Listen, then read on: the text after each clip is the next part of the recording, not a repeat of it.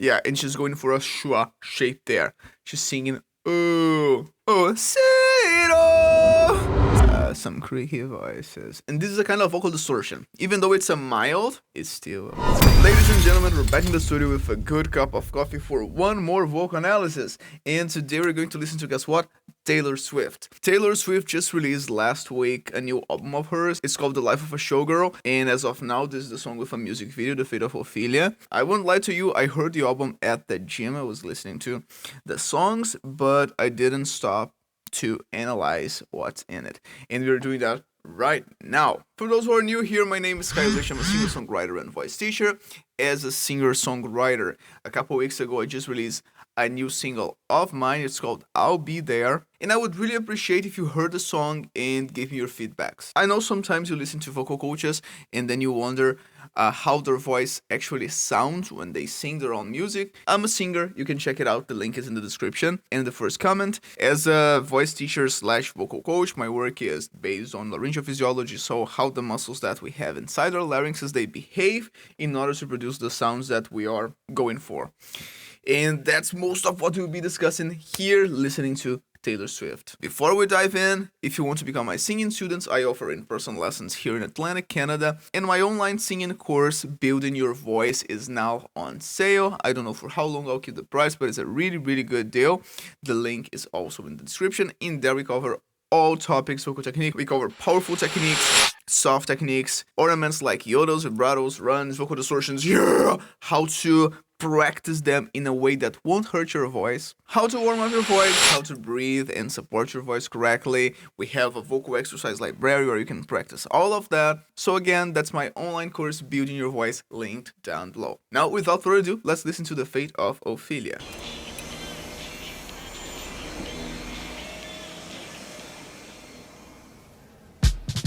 Oh, I really like that.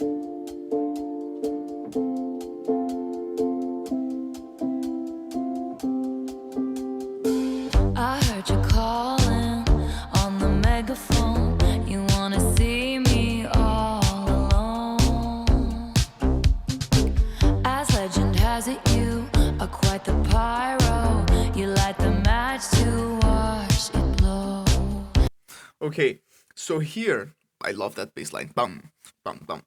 We have two main vocal schemes.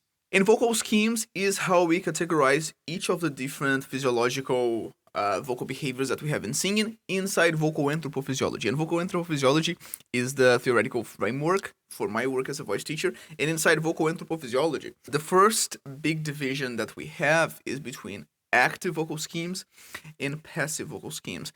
Active vocal schemes, when we're talking about those, it means that the vocal folds are full of blood. We are mobilizing more muscle mass inside the vocal folds, hence they are closing by will, by volition. You want the vocal folds to be closed, then they become stronger and heavier and they press against each other because we're talking about muscles. And when it comes to passive vocal schemes, that means that the vocal folds are still closing, or they might be still closing, but it's not the muscle tension that's inside the vocal folds, and hence the vocal folds become fuller and pressing against each other. When we're talking about passive vocal schemes, they are rather being invited to the center, they are being pulled, sucked in by the air pressure. So if I'm doing this, that's passive. If I do this, that's now active. Here we have two vocal schemes already. The first one being the crooner voice, which is a vocal scheme in which the vocal folds are active, but you are singing a bit lower. And we can hear that right here. As legend has it, you are quite the pyro. Pyro, pyro, a kind of pyro. The vocal folds are active. It's pretty much speaking range and a behavior that we use to speak. Okay, so the sound is a bit stronger. You like the match too. You like the. Okay. But then, watch. That's another scheme that we call inside vocal anthropophysiology breathy voice. For obvious reasons, we have that breathiness.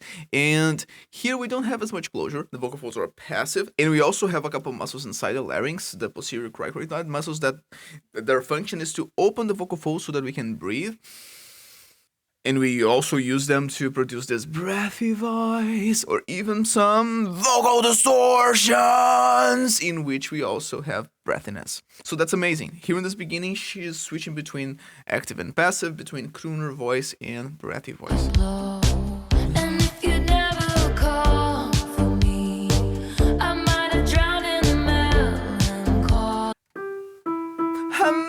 This is another vocal scheme already. It's still active, but when we are singing with active vocal folds above a certain note, and that would be the E4, when you're singing with active vocal schemes above the E4, that requires more action of the CTs to stretch the vocal folds and also a greater action of the posterior muscles of the larynx. So you have a few muscles in the back portion of your throat. That's the reason why some people say, oh, when I'm singing higher, I feel more the back of my throat, or I feel my voice in the back of my head. That's because of these muscles. These guys that we call firming muscles, they start embracing more the vocal folds whenever we need to stretch them more. So we also need more firmness as we're going up. And that happens above this note here, hey, and that's what she's using. When you're doing that, we call that inside vocal anthropophysiology a warn voice. The voice that you would use to warn someone about something. Imagine that you want to warn somebody who's on the other side of the street, and then you just, oh, it has to be a sound that can cut through other sounds in a noisy environment. Of course, when we are talking about singing, we don't want it to be too loud. We want to control the volume and keep it just necessary. I swore my loyalty to me. I swear my loyalty. Another vocal scheme. I swore my loyalty to me. I swear. That's another vocal scheme, still passive like the breathy voice, but here we don't have that breathiness. She's not doing, I swear my, no. I swear. We call that a Gregorian voice, and this name is just a tribute to the Gregorian chant. In the Gregorian voice, we still want to be heard, we want our voices to be projected, but we want that sound to be soft. And when I say that we want to be heard, that means that we are sending air pressure. I'm not doing, I'm doing, I swear my, okay, I'm not doing, no, the Gregorian voice is still forward. However, we don't have that much compression or strength that we have for the active schemes. Myself and I, right before you lit my sky. The breathy. All that time, alone in my tower, you were just haunting your powers. Now I can see it all. Ooh, see it all. Gregorian voice. So Gregorian voice, warm voice, and warm voice. Oh, and yodel at the end. Oh, We're just haunting your powers. Now I can see it all. Yeah, and she's going for a schwa shape there. She's singing, oh, instead of ah, no, oh.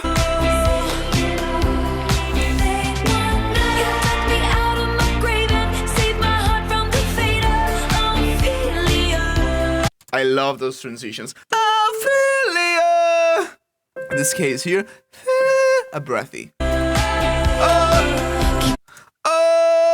Pay attention to how much space she has in the back of the mouth, raising the soft palate to have that darker sound. 100 on the land, the seas, the sky, pledge allegiance to your hands, your team, your vibes.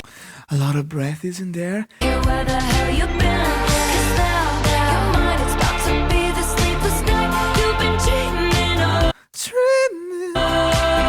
The fate of Ophelia, the eldest daughter of a nobleman. Ophelia lived in fantasy. See the breathing? But love was a cold bed full of scorpions. The venom stole her sanity. And if you'd never Call for me. That Gregorian voice again. Still soft, but not super I quiet. might have lingered in purgatory. You wrap around me like a chain, a crown, a vine, pulling me into the fire. warm voice. All that time alone in my tower, you were just haunting your powers. Now I can see it all. This chorus is so catchy. They want me. You dug me out of my grave and saved my heart from the fate of Ophelia. Keep it 100 on the land, the seas, the sky. Pledge allegiance to your hands, your team, your vibes. Don't care where the hell you've been. 'Cause now your mind is about to be the sleepless night you've been dreaming of.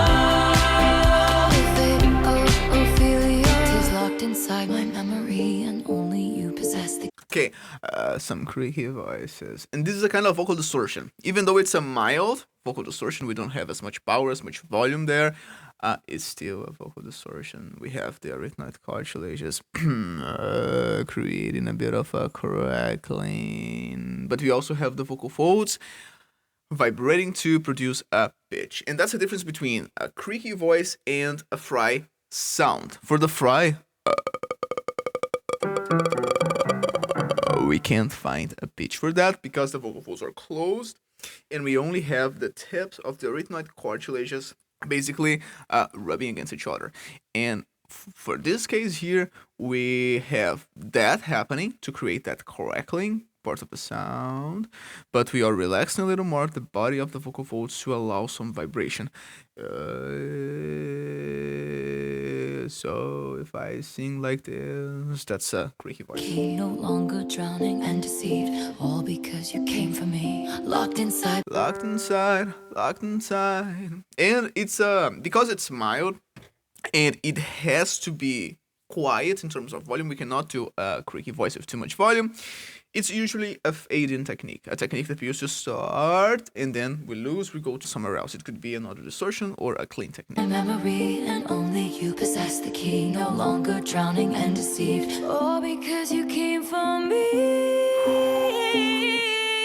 All that time alone in my tower, you were just haunting your good. powers. Now I can see it all. I can see it all. They want me. You dug me out of my grave and saved my heart from the fate of Ophelia. The high C.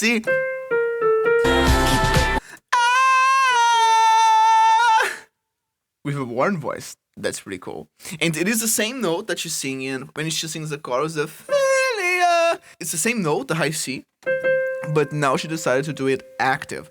And guys, this is what I say the function of vocal technique is. To be able to convey emotion. We are going for the sounds that we want to because those sounds will have a function in our singing. She could have done that high C there, active all along because she can do that. She's shown that she can.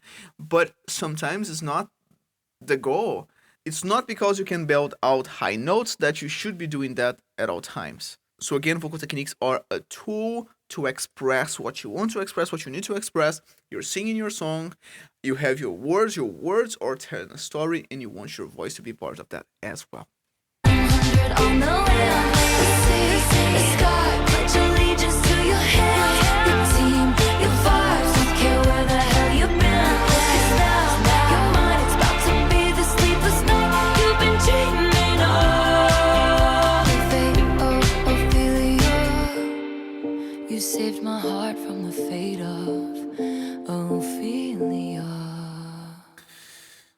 Woo! This song is so cool. Well, guys, that's all for today. That was Taylor Swift with The Fate of Ophelia. Let me know in the comments what you think of the song and her singing. If by any means you're curious about my own singing or just want to hear my music, I'll leave it linked in the description and also the pinned comment. My latest single, I'll Be There. It's out on all music platforms and I would love to hear your thoughts on it. If you want to develop your own voice, learning active vocal schemes, passive vocal schemes, ornaments like vibratos, runs, yodels, distortions like the Creaky, but also heavier distortions, and be able to apply them, train them, and use them in your singing to be more expressive in a way that's healthy for you and your voice, that's all covered inside my singing course, Building Your Voice Now, on sale. So if you want to become my singing student, that's the time. Alright, see you on the other side. You enjoy your coffee, you enjoy your day. And remember, if your concepts cannot be seen in the real world, they must change, and not the world.